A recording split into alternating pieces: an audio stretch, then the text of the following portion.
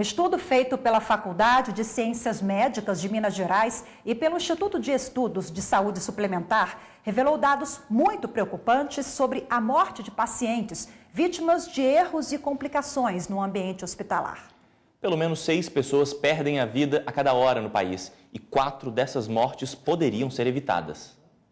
A pesquisa levou em conta mortes provocadas por uma série de fatores que ocorrem dentro de um hospital, como complicações cirúrgicas, infecções e uso de medicamentos errados no tratamento das doenças.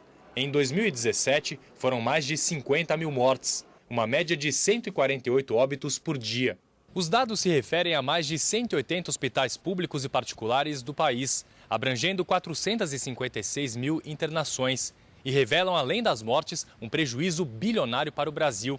Somente na rede privada, ele se aproxima dos 11 bilhões de reais. A maior responsável por isso é a forma de repasse do dinheiro das operadoras de saúde aos hospitais. A lógica é, quanto mais eu gastar, mais eu recebo. Então você passa a ter uma remuneração contraditória. Quanto pior o hospital, melhor a receita. Exemplo, se o paciente adquirir uma pneumonia hospitalar, ele pode ir inclusive para o CTI e ele pode gastar antibióticos caros, ventilação mecânica e etc. Isso aumenta a receita.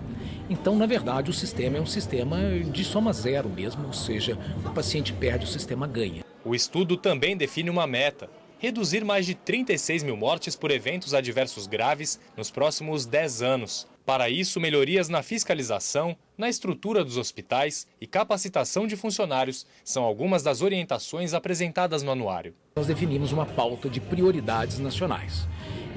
Nesta pauta está o uso seguro de medicamentos, os esforços para diminuir as lesões por pressão, que são pacientes que se ferem por repouso prolongado, diminuir as complicações cirúrgicas não infecciosas, especialmente o sangramento, ter uma estratégia para as paradas cardíacas preveníveis e ter uma estratégia para a lesão renal, a insuficiência renal aguda.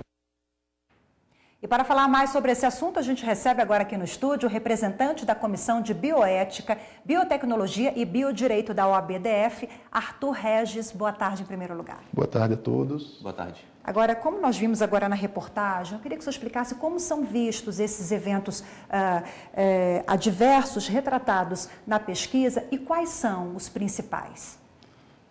A pesquisa é uma pesquisa que contemplou quase 500 mil prontuários e visou exatamente tentar identificar esses eventos adversos, identificando, por exemplo, parada cardíaca, septicemia, eventos adventos de alguma intervenção por algum produto ou algum elemento que precisa ser inserido no paciente, e que isso vem a causar prejuízos à saúde do paciente. E essa saúde do paciente, ela fica comprometida, comprometendo não só aquele paciente, mas também todo o sistema como um todo e levando, inclusive, algumas vezes, ao próprio óbito do paciente. Biodireito, né? Como explicar, então, o direito dos pacientes que são vítimas de eventos adversos, erros médicos, falhas em aplicação de medicamentos? Como explicar para a população o que a pessoa tem direito? Bem, num primeiro momento, é lógico que a preocupação deve ser exatamente com o restabelecimento da saúde daquele indivíduo, restabelecimento da sua dignidade, da sua plenitude, após aí a possibilidade de pleitear, por exemplo, caso se configure, indenização pela má prestação daquele serviço. Mas percebam que o estudo em si, na verdade, o que ele se preocupa, o foco dele é exatamente identificar essas falhas sistêmicas para evitar, para salvar vidas, sem, neste momento, pelo menos do estudo, se preocupar quem seria o culpado ou não.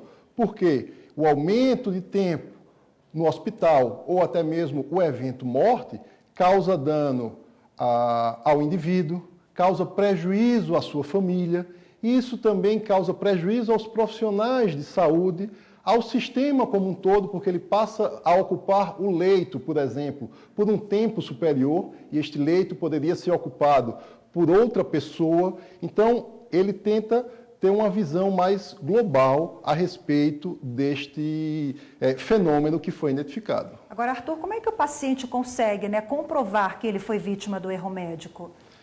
Veja, essa relação médico-paciente é uma relação complexa. Então, vai depender da análise caso a caso.